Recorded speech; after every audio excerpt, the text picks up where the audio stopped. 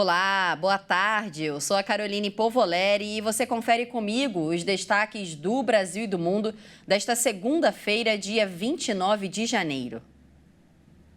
O salário mínimo com o valor reajustado de R$ 1.412 vai passar a ser pago a partir desta semana. O novo valor começou a valer em janeiro de 2024. O novo salário mínimo nacional de R$ 1.412 começa a ser pago a partir desta quinta-feira, dia 1º. O novo valor corresponde a um aumento de quase 7% ou R$ 92 a mais, em comparação aos R$ 1.320 válidos até dezembro de 2023. Assim, quem recebe o salário mínimo ou benefícios vinculados a esse valor já recebe o total reajustado no contra-cheque de fevereiro. Neste ano, foi retomada a política de valorização do salário mínimo, que garante um aumento real do salário sempre que a economia crescer.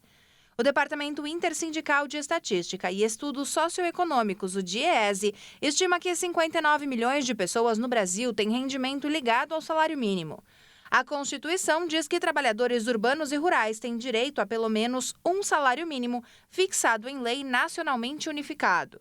Pela Constituição, o salário mínimo tem que ser reajustado ao menos pela inflação para garantir a manutenção do chamado poder de compra. O salário mínimo também gera impactos indiretos na economia, como o aumento do salário médio dos brasileiros e a elevação do poder de compra do trabalhador. O valor também serve de referência para benefícios e serviços. Assim, devem ter valores maiores o abono salarial PIS/PASEP, benefícios do INSS, benefício de prestação continuada, seguro-desemprego e outros. E nós vamos falar agora sobre educação, porque as inscrições para o ProUni, o programa Universidade para Todos, já começaram. O aluno interessado pode se candidatar às bolsas de estudo somente até quarta-feira. O programa vai ofertar mais de 406 mil bolsas. As vagas serão distribuídas em 15.482 cursos de pouco mais de 1.000 instituições participantes. Para se inscrever, é preciso ter realizado pelo menos uma das duas últimas edições do Exame Nacional do Ensino Médio e ter alcançado 450 pontos de média nas notas das 5 provas do exame.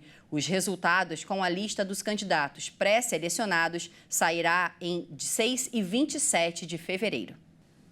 O presidente da Câmara dos Deputados, Arthur Lira, cancelou a reunião de líderes prevista para essa segunda-feira. A intenção era discutir algumas medidas adotadas pelo governo.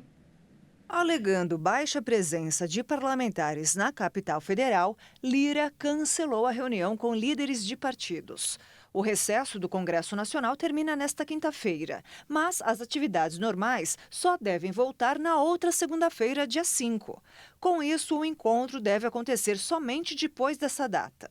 Na reunião programada, seriam discutidos temas como a medida provisória da reoneração, o veto parcial ao orçamento 2024, os projetos que reduzem poderes individuais no Supremo Tribunal Federal e as prioridades da Câmara para este ano.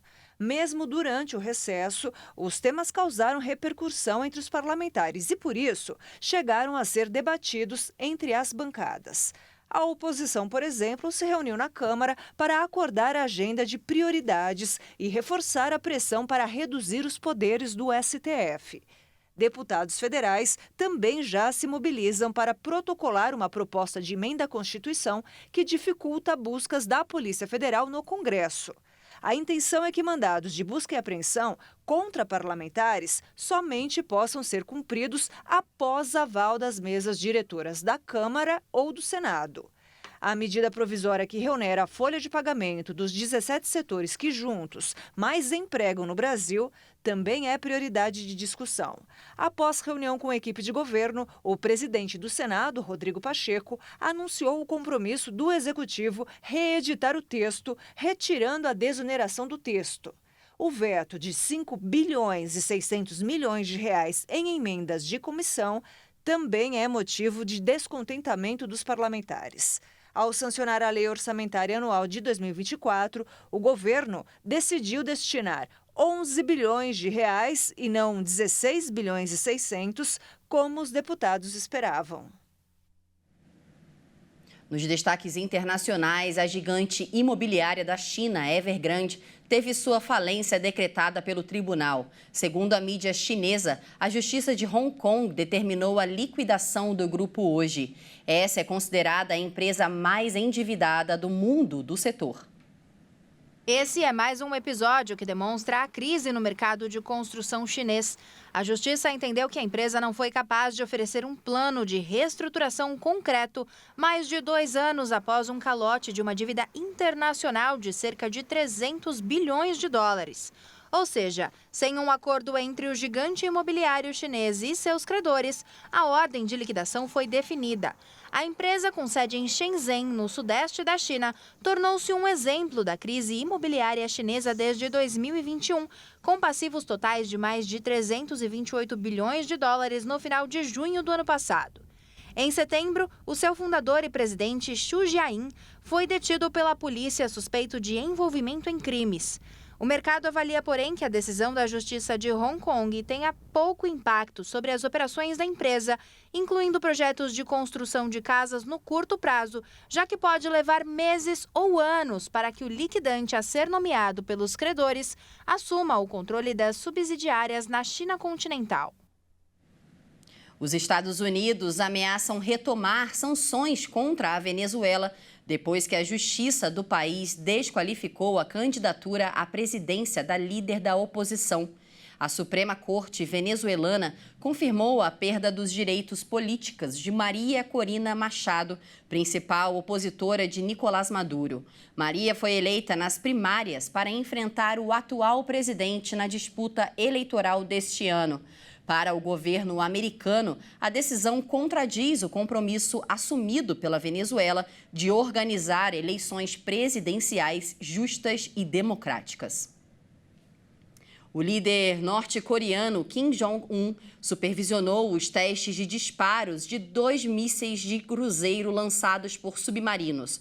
O anúncio foi feito pela agência de notícias estatal nesta segunda-feira, em meio às crescentes tensões entre as Coreias do Norte e do Sul.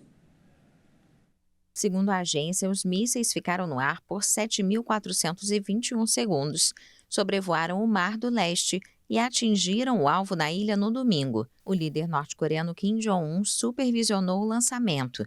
Os militares sul-coreanos já haviam declarado que detectaram mísseis de cruzeiro lançados da cidade de Sinpo, na Coreia do Norte. O novo lançamento ocorre em meio às crescentes tensões entre a Coreia do Norte e a Coreia do Sul. Segundo a agência norte-coreana, os novos testes não impactaram a segurança de nenhum país vizinho e nada tem a ver com a situação regional. E acrescentou que, segundo Kim, o lançamento tem importância estratégica na execução do plano de modernização militar que busca criar uma poderosa força naval no país.